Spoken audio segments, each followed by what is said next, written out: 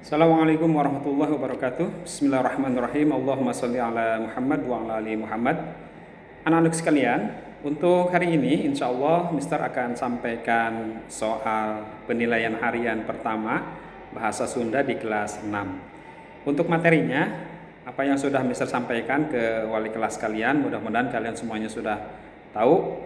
Jadi insya Allah materi yang akan disampaikan di PH 1 ini itu kaitan dengan pelajaran pertama yang kita pelajari ya, tentang jenis-jenis karangan ya.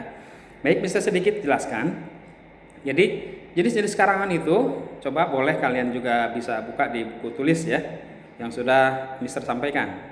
Ada karangan narasi, karangan deskripsi, ada karangan argumentasi, juga ada karangan fiksi ya.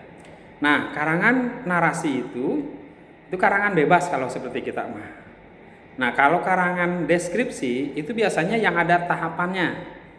Ya, biasanya pertama, kedua, ketiga, pokoknya kalau isinya itu ada tahapan-tahapannya, itu deskripsi biasanya. Jadi mendeskripsikan itu menjelaskan, menguraikan. Kalau yang isinya tentang alasan, argumentasi itu namanya ya. Jadi karangan argumentasi, isinya berupa alasan.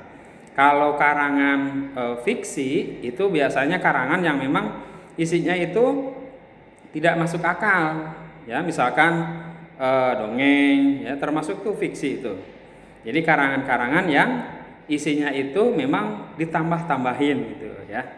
Nah, yang termasuk juga karangan narasi yang sifatnya itu kenyataan. Ada yang dimaksud dengan karangan biografi ya. Nah, kalau biografi itu karangan isinya itu menjelaskan sejarah kehidupan seseorang. Ya, cuman ditulisnya oleh orang lain. Jadi ada biografi, ada autobiografi. Ini beda nih. Kalau biografi itu ditulisnya itu oleh orang lain, tapi isinya tetap sejarah kehidupan seseorang. Tapi kalau seandainya autobiografi itu ditulisnya oleh sendiri. Jadi kehidupan sendirinya ditulis oleh si dia sendiri gitu. Ya mungkin kalau kalian punya itu kan biasanya punya buku catatan harian. Nah, itu kan menjelaskan tentang sejarah kehidupan kita, ditulis oleh kita sendiri. Itu namanya autobiografi. Ya. Nah, setiap karangan itu pasti ada unsur-unsurnya di dalamnya. Nah, ini juga yang harus kalian pahami. Nah, contoh di sini unsur dongeng yang paling komplit ya. Tapi yang lain pun ada di dalamnya. Tapi di sini kalau unsur dongeng itu ada judul, kemudian ada tokoh, kemudian ada alur, kemudian ada latar, ada amanat. Ada 5 tuh ya. Ingatkan. Kalau alur itu jalan cerita. Kalau latar tempat kejadian.